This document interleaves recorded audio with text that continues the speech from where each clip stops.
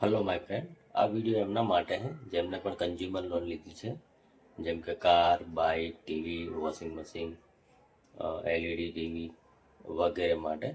તો જેમને પણ લોન લીધેલી છે એમને હું ખાસ યાદ કરાવું કે માની લો તમારે લોન કોઈ લીધી છે, એનો હપ્તો તમારો 1 થી 5માં આવે છે, પણ કોઈ સંજોગોસર તમે અમુક હપ્તા ભર્યા છે પણ અમુક હપ્તા માટે તમારી પાસે પૈસા નહોતા, તો 5 તારીખનો હપ્તો હોય માની લો અને બાઉન્ડ જાય તો તમારા ઉપર 4-5 દિવસ પછી કોલ આવશે હપ્તો ભરવા માટે.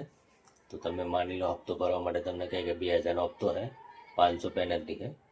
તો તમે એવું કહેશો કે ભાઈ પેનલ્ટી મારે નહીં ભરવી, હું ખાલી હપ્તો ભરી દઉં, બરાબર? તો પછી ખાલી હપ્તો ભરવા માટે તમે 2000 રૂપિયા ભરી અને હપ્તો ભરી દો, તો એ ટાઈમે ચાલી જાય. પછી દર વખતે તમારે આવું થાય કે માની લો કે તમે જ્યારે પણ તમે હપ્તો બાઉન્સ કરો, બરાબર, તો તમને સામેવાળો વ્યક્તિ ફોન કરીને કહે કે હપ્તો ખાલી ભરી દો, પેનલ્ટી તમે છેલ્લે ભરશો તો ચાલશે. હપ્તા ભરીને તો તમે છૂટી જાઓ, બરાબર, પણ જ્યારે છેલ્લા સમયે તમારે જ્યારે ગાડી બીજાને વેચવી હોય, તમારા નામ ઉપર કરવી હોય, કેમ કે જ્યારે તમે ગાડી લો, નો ડ્યુ સર્ટિફિકેટ તમારે જોઈએ. એ તમને તમારી કંપની જે કંપનીમાંથી કે જે ફાઇનાન્સમાંથી તમે લોન લીધી હોય ત્યાંથી એ ડોક્યુમેન્ટ તમારે લેવાનું રહેશે, નહીં તો તમારો સિવિલ ખરાબ થશે. બીજું એ કે તમે જે ગાડી લો અથવા તો બાઇક લો તો એનું આરસી બુક છે, તો આરસી બુકમાં જ્યારે તમે લોન લો ત્યારે પાછળ એ ગાડીનો હકદાર એ જ ગણાય, તો લોન પાછળ એ કંપનીનું અથવા એ ફાઇનાન્સનું નામ હોય છે, તો તમારે કઢાવવા માટે એનઓસી લેવી પડે.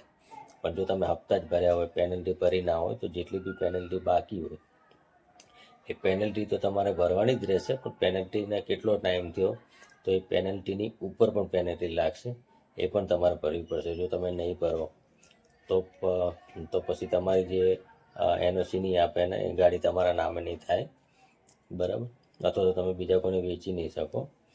તો તમારે પેનલ્ટી ફરજિયાત ભરવી જ પડશે. અને માની લો તમે પેનલ્ટીને તમને કોઈ ઓફર આપે, તો ઓફર આપે તો રાઇટ ઓફ કરાવશે, તો સેટલમેન્ટ કહેવાય એને. તો જેથી કરીને તમારો સિવિલ ખરાબ થાય, આગળ તમે કોઈ પણ જાતની લોન લેવી હોય તો એમાં તમને તકલીફ પડી શકે, કેમ કે તમે રાઇટ ઓફ કર્યું. રાઇટ ઓફ મતલબ તમે ભરી શકવાની કન્ડિશનમાં નહોતા, એટલે બેંક દ્વારા સમાધાન કરીને તમે એમાં પૈસા ભર્યા.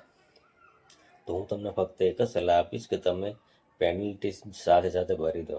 કદાચ તમારો હપ્તો બાઉન્સ જાય, હપ્તો તો તમે બાઉન્સ જવા જ ના દો, પણ માની લો હપ્તો તમારો બાઉન્સ ગયો તો તમે જોડે જોડે પેનલ્ટી બી ભરી દો, કેમ કે ખાલી હપ્તો ભરી અને પાછળથી બી તમારે પેનલ્ટી ભરવાની, તો પેનલ્ટીની બી પેનલ્ટી ના ભરવી પડે, એના માટે તમને કહું છું કે